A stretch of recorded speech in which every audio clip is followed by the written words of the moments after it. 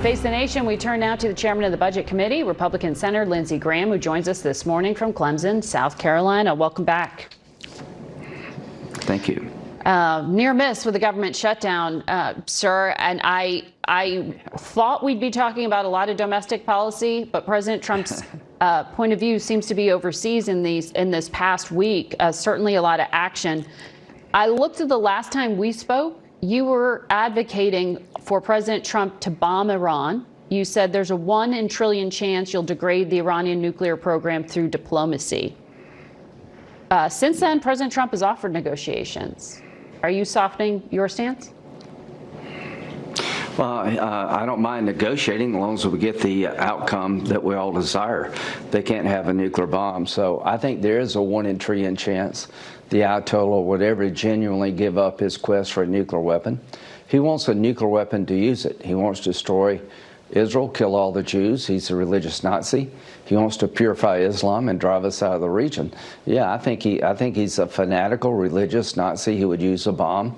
But let's talk to him. And if he really is sincere, give up enrichment. There are 40 countries in his world that have nuclear power but don't enrich. There's no commercial purpose for enriching uranium at 60%. Mm-hmm. He has enough to make 6 bombs at 60%. So turn that all over the international community. We'll pay for it. Get out of the enrichment business, and we'll help you with your nuclear power program. If he'll do all those things, then I will have been proven wrong. Mm-hmm.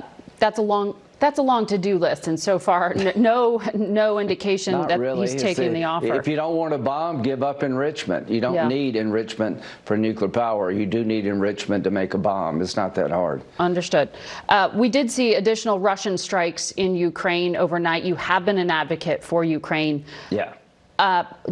You heard the Secretary of State? Yeah. You heard Ambassador Witkoff. Yeah. Is Putin playing for time? Yeah. Is he playing President Trump? I don't know yet, but I do know you play President Trump at your own peril. What Trump did to get Ukraine at the table was tough, and it worked. So if Putin is sincere about wanting peace, accept the ceasefire on the same terms as Ukraine and quit trying to mix the two, ceasefire and peace deal. What I would advise the Trump administration to do is to tell Putin, are you going to accept the ceasefire on the same terms as Ukraine or not? If you're not, go back to maximum pressure. I have legislation that will overwhelmingly pass the United States Senate that will crush the Russian economy, and I'm willing to move forward if I have to.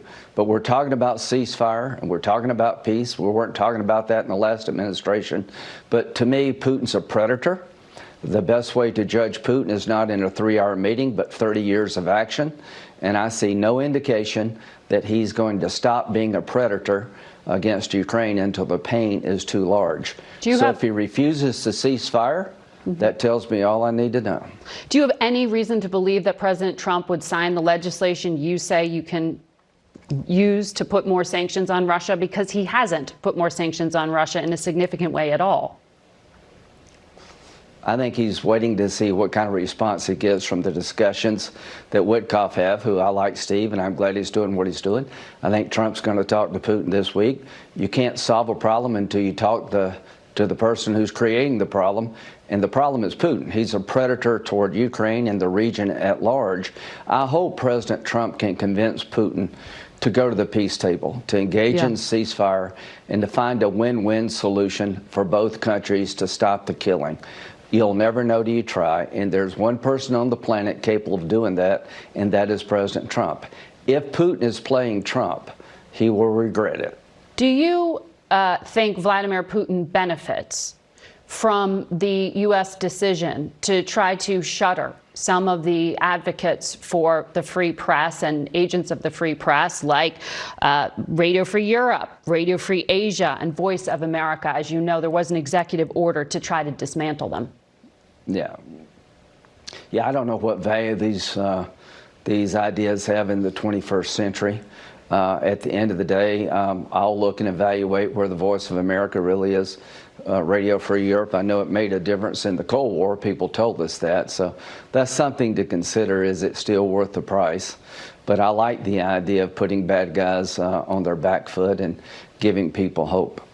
Yeah, you had been an advocate for soft power. I want to ask you about what's happening here at home.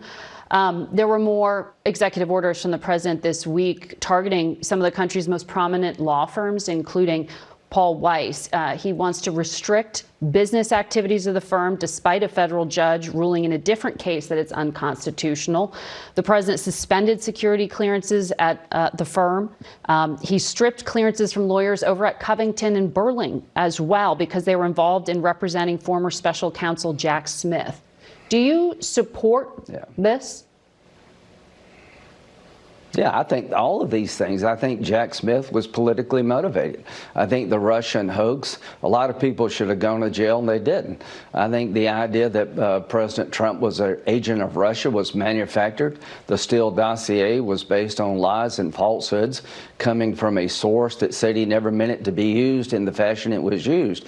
I think Jack Smith's effort to prosecute President Trump for January 6th was politically motivated, and people who engage in trying to destroy President Trump, I don't mind him going after them in a lawful way.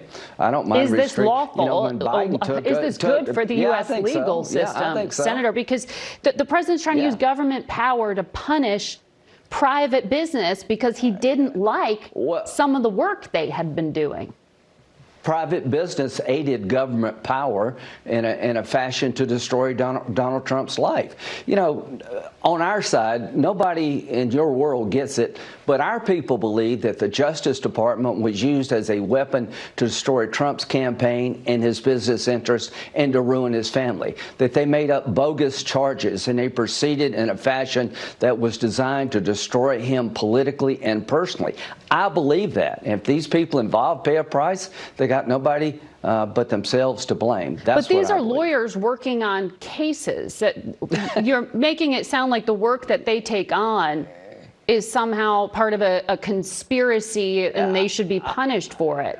Yeah, I think these law firms were pushing legal theories that, to me, were designed for political outcomes more than legal outcomes. You know, we can have a debate about, you know, holding a lawyer accountable for his client's actions. I genuinely don't like that.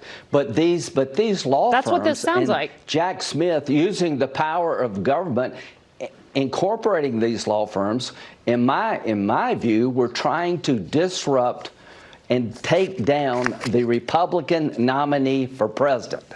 That this was an orchestrated effort, and Biden only regretted they didn't do it sooner. So it was politically motivated, and everybody with their fingerprints on it, I hope they pay a price. Senator, I know since you're on the Judiciary Committee, and my answer is not going to change. And have that oversight. It's important to get your point of view, but I got to leave it there for today.